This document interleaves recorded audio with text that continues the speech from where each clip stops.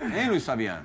Vamos lá. 46.600 torcedores, às 4 da tarde do domingo, uma friaca danada aqui em São Paulo para ver o time reserva de ponta a ponta, do Jandrei ao ponta esquerda. Enfrentou o Atlético Goianiense, era o jogo, aí acho que... Mas peraí, o Rato pra você é reserva?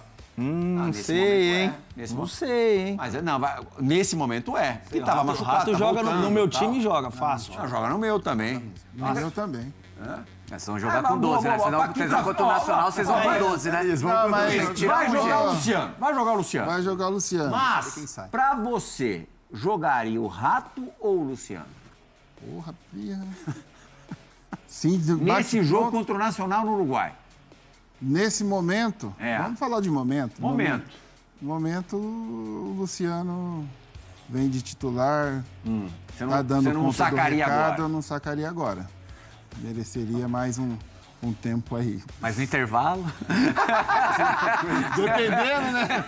Como é que tá? Não Os tá últimos legal? 2 gols do São Paulo foram Rato, assistências do taticamente, Rato. é impressionante. Eram 2 gols de cabeça parecidos, do Caleri contra o Flamengo e esse do André Silva contra o Atlético Gente que Goianiense conhece, na vitória do São Paulo por 1 a conhece 0. de Libertadores, a gente sabe que quando você joga fora de casa, você precisa... Linha parada. Você precisa saber também se defender e o Rato é um cara que ajuda muito na recomposição. Na minha opinião, eu acho que eu jogaria com o Rato em Montevidéu e, dependendo do resultado, o Luciano, no jogo da volta, mas, em casa, né? Mas, assim, no meu aspecto tático ali, para um jogo primeiro fora de casa, eu preferiria jogar com o Rato porque ajuda, tem a bola parada, né? Tem o drible também. Seria mais interessante tê-lo como titular. São Paulo que estreou ontem o Marcos Antônio, né, jogador que veio emprestado, ele é da Lazio, estava no PAOK, o cara que começou na base do Atlético Paranaense, depois foi para o Shakhtar Donetsk e fez um jogo muito legal. O segundo tempo dele foi muito bom, jogando ali como segundo volante. Ontem o torcedor pôde conhecer alguns jogadores, né? O Sabino começou pela primeira vez um jogo. Na verdade, acho que ele jogou contra o Águia de Marabá na Copa do Brasil. Eu não sei se ele começou o jogo. Eu acho que não, acho que ele entra durante a partida lá de Belém. Ontem, certamente no Morumbi, isso foi a primeira vez que ele iniciou uma partida e também deu contra o recado. Zagueiro que zagueira, Luiz. Não, muito bom. Uma surpresa agradável, foi muito bem. Eu acho que deu tudo certo para o São Paulo, né? Ele poupou na hora certa, conquistou a vitória, que era muito importante. Apareceu vários jogadores, né? Que você pode contar no time titular. E descansou o time titular para a batalha que é na Libertadores. Quinta-feira em Montevidéu, no Parque Central. Se dá tudo errado, aí vão falar, mas por que poupou? 3 pontos era importante. E bibibi, bababá. Mas deu tudo certo. Tomou amarelo e tá suspenso no próximo jogo, né? Só uma informação de hoje do São Paulo. A gente estava falando dos jogadores que a torcida está conhecendo e tem mais um para conhecer, que é o Juan, com R. Juan Tressoldi, jogador formado na base do Grêmio, jogou um pouquinho no profissional do Grêmio e foi logo para o Sassuolo da Itália jogar com o Matheus Henrique lá. Foi contratado em empréstimo de 1 ano. Zagueirão forte, vigoroso. Zagueiro nunca é demais, Capita. Zagueiro nunca é demais. Zagueiro e volante. Aí, também Zagueiro e volante, pode trazer. O zagueiro não te dá trabalho no banco, Plirra, quando tá no banco. A gente falou sobre isso. O zagueiro não briga pra entrar, o zagueiro quer começar. Uma coisa que eu vejo, assim, do elenco dos times no geral do Campeonato Brasileiro, o São Paulo, entre aspas, vamos falar de reservas, eu acho que o São Paulo tem reservas que poderiam ser titulares, sabe, na minha opinião. E assim, Alguns já foram titulares. Já foram, e assim, Rato e se Nestor. eles entenderem que eles são importantes no momento que precisar deles dentro do campo, né, numa possível mudança que precisa resolver o jogo, resultado negativo, esses caras vão dar conta do recado, na minha opinião. Eu acho que esses jogadores, Rato e Nestor, se não tivessem machucado, eu acho que eles seguiriam de titular. É que assim, no caso do Nestor, ele até que no retorno fez bons jogos, depois ele caiu um pouquinho e o Ferreirinha pediu passagem. Sim. O Ferreirinha que acaba pegando ali aquela vaga pelo lado esquerdo, joga de uma forma diferente, ele é um cara mais né, impetuoso. Mas talvez, Plirra, se o Nestor não tivesse machucado, o Ferreirinha não ia ter tanta chance de pode ser. Essa possibilidade. Um fato ou fake agora pra gente brincar aqui com o São Paulo. Brincadeira séria. Roda a vinheta, meu garoto Johnny Gonzalez.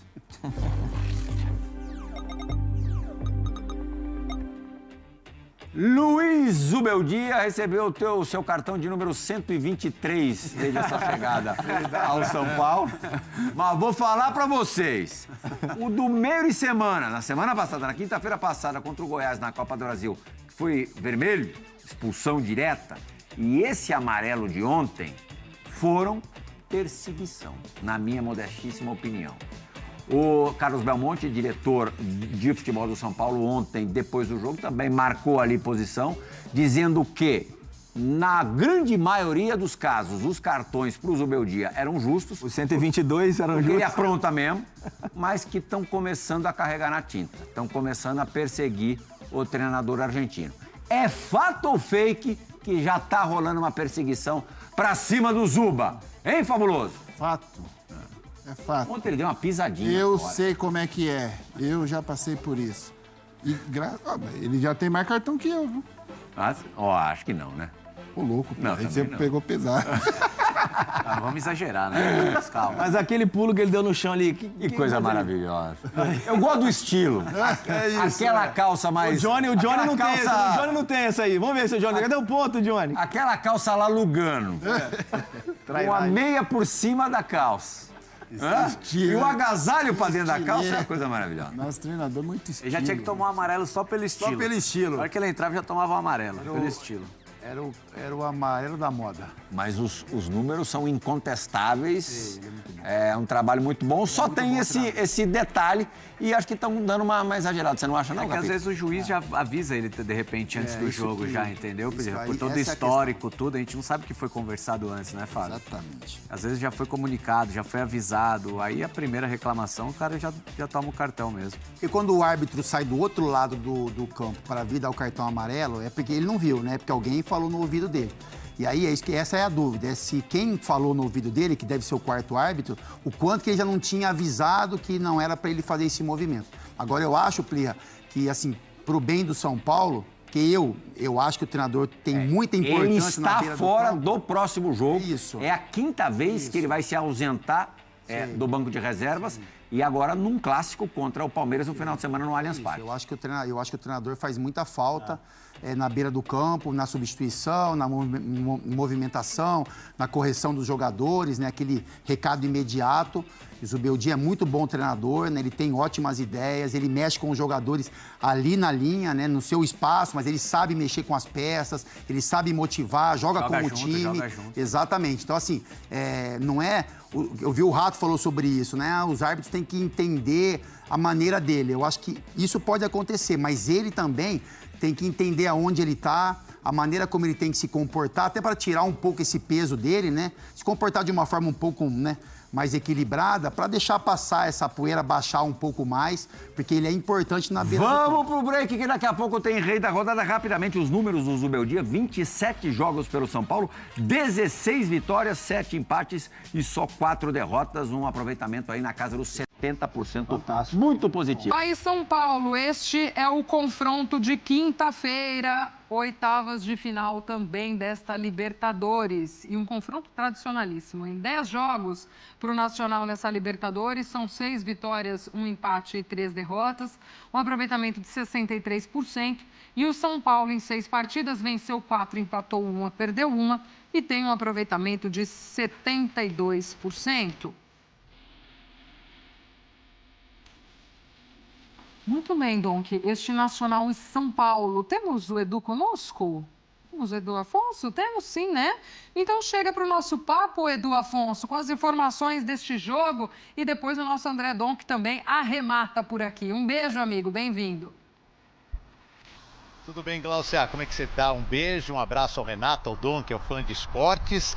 Nesta segunda-feira começou efetivamente a preparação do time aqui no CT para esse jogo contra o Nacional de oitavas de Libertadores. Mas eu posso afirmar, Glaucia, tenho certeza que os nossos comentaristas vão concordar, que ontem já era uma parte da preparação, porque ontem São Paulo poupou quase todos os titulares na vitória contra o Atlético Goianiense por 1-0, gol do André Silva, que levou o time à 5ª colocação do Campeonato Brasileiro, a 5 pontos do líder Botafogo.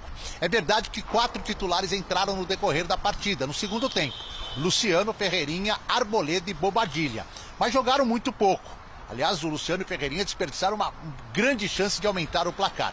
E eles treinaram com todos os outros que foram preservados forte hoje. Normalmente na segunda-feira, o time titular faz só o regenerativo e o reserva faz o treino forte. Foi ao contrário. Foi treino forte com a comissão técnica dos titulares e os reservas que atuaram mais de 45 minutos fizeram regenerativo. São Paulo vai ter uma programação bem extensa essa semana. Vai treinar amanhã pela manhã aqui, embarca à tarde para o Uruguai, chega lá na concentração no hotel por volta das 18 horas, faz um treino quarta-feira no CT do Luiz Soares, pelo menos está previsto por enquanto. Quinta-feira joga com o Nacional às 7 da noite, volta imediatamente, porque só terá sexta e sábado para se preparar para o Choque Rei, sem o Zubeldia, que tomou o 3º cartão amarelo, domingo no Allianz Parque. Time, então, com as ausências ainda do Pablo Maia e do Alisson, que só voltam ano que vem, e com os titulares preservados, está mais ou menos escalado, Glaucia. Vai ter Rafael no gol, Rafinha, Arboleda, Alan Franco e o Wellington. No meio-campo, os 2 jogadores de marcação, o Luiz Gustavo e o Bobadilha, Lucas Moura, Luciano e Ferreirinha e Caleri no ataque. A tendência é essa, foram jogadores preservados no dia de ontem. Mas como são mais 2 treinos, não dá pra gente cravar se o Zubeldia vai tentar alguma mudança tática para esse jogo contra os uruguaios. Zubeldia, que aliás falou um pouquinho já desse confronto, dessa situação de Brasileiro, Copa do Brasil, Libertadores, de ter poupado um pouco o time ontem, já pensando nos uruguaios. Vamos acompanhar. Nosotros tenemos que ir dando pasos importantes en cada una de las competiciones. Si yo te dijera que una es más importante que otra,